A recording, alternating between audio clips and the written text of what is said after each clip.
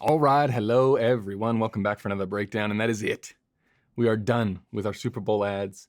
We're done talking about the framework. There's going to be none of that. We're going into a whole different world, a different kettle of fish for this one. Let's jump into it. This is a commercial. I think this is Rolex, and I'm pretty sure that the person inside of this ad is, was he like an ex-tennis player? Somebody like that? I don't know, they're interviewing him. And really, this is the important thing that we're going to be looking at, right? The interview setup, how it differs from the stuff that we normally see, but how you can still use some of the same ideas that we talk about in order to get this look. I mean, it's a fairly boring ad. I don't know what he's doing there, right? Maybe he's a tennis coach. He's telling his students how to hit with the racket. And old footage of his dad. And my dad taught me to hit the racket or hit the tennis ball. And I love life. Ta-da! That's it. Okay, so this is also good because this is, it's a pretty boring ad. Like, how do you make things interesting in this big boring space where a guy is just watching television? It's really well done to try and keep things interesting, both from a cinematography point of view, but also a directing point of view. Like this light here, again, to create the depth with the reflective floor, having this stuff off of the ground where you're lighting behind and creating depth in this big giant warehouse space, which is really just a white wall and 3 other white walls with a projection. Really nice to keep the mood and the big compositions in the wide shot, right? Where you're flowing by these layers of light and dark. It's also really good for our purposes because there's no color to distract from, come on full screen. There's no color to distract us, right? Like these little joins, I don't know if that's a real wall over there or if that's VFX to have a light going all the way up the wall like that, but I like it. And the depth, again, because it's black and white, you can instantly see like, okay, what makes this image halfway interesting? I like the little leaks under here, like a beautiful set design.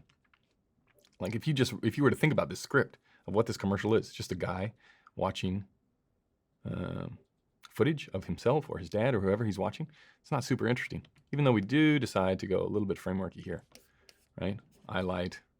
Lighting upstage, he's looking that way, keep things interesting in the background. Light, dark, light, dark, light, dark, a little bit of light.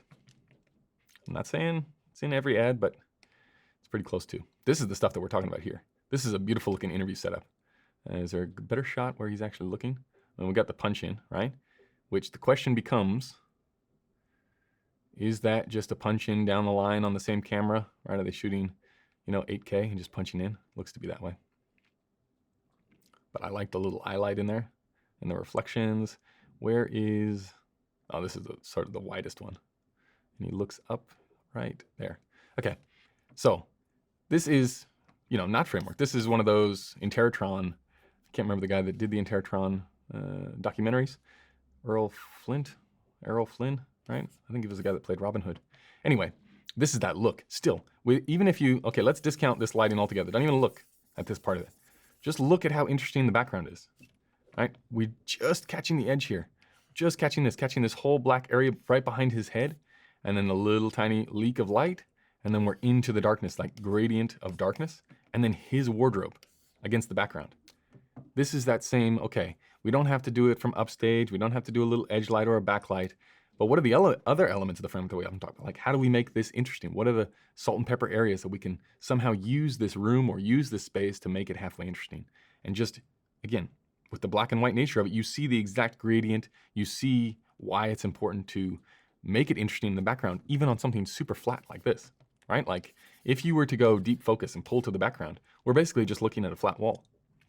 If this now was on the ground, we'd just be looking at a gray wall.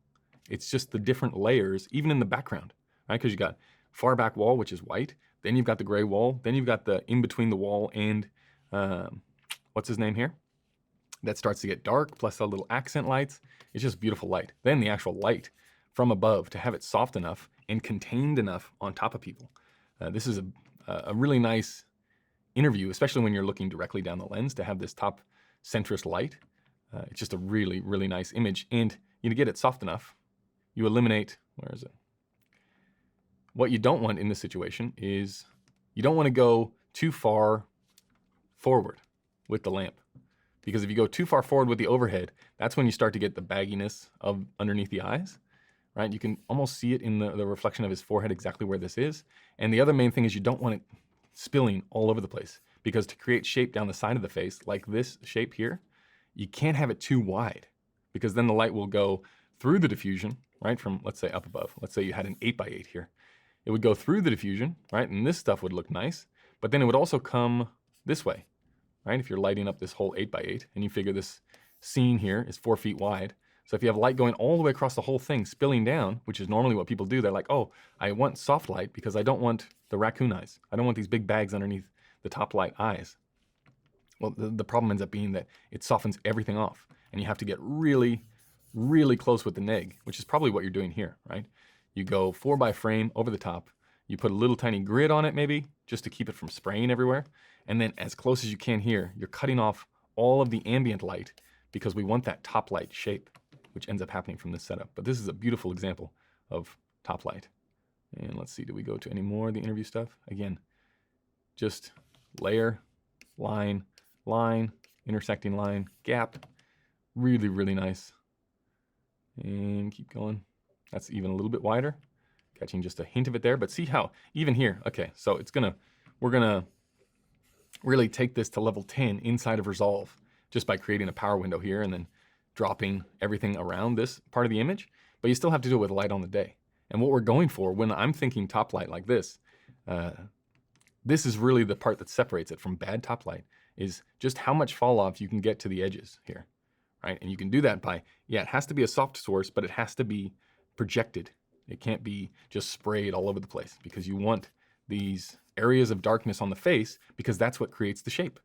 And if you're not going to create the shape through upstage key and a little tiny edge, and there's still a little edge on him here, you have to find another way to do it. And this is just an example of that. The hard part is getting this look, right? This level of nice top light from above in a scene where the person isn't looking into the frame. That's where things can get a little bit tricky. And especially as you get wider out, it gets harder to do this. So just something to think about if you're thinking about using top light for your scene. It just is a little bit harder to do as you start to come wider. So just another way to look at possible interviews. I've done a bunch of spots with people looking directly at camera, and this is like a go-to. It's nice because it's different and it just mixes things up rather than having your normal upstage key and just going for it. So that is our look. Next time you want to try something different, go top light. Just remember to choose a frame size where you can get the neg in close enough to really control the ambient around you, because that's the only tool you have for shaping things, is how much you can take off of the sides of somebody's face when you do go top light. And then if you can, try and position just a little bit in front and a little bit down just over the camera, because if you go too far behind, you'll start to get those bags under the eyes. So anyway, that's going to do it. Many thanks for checking it out. We will see you in the next one.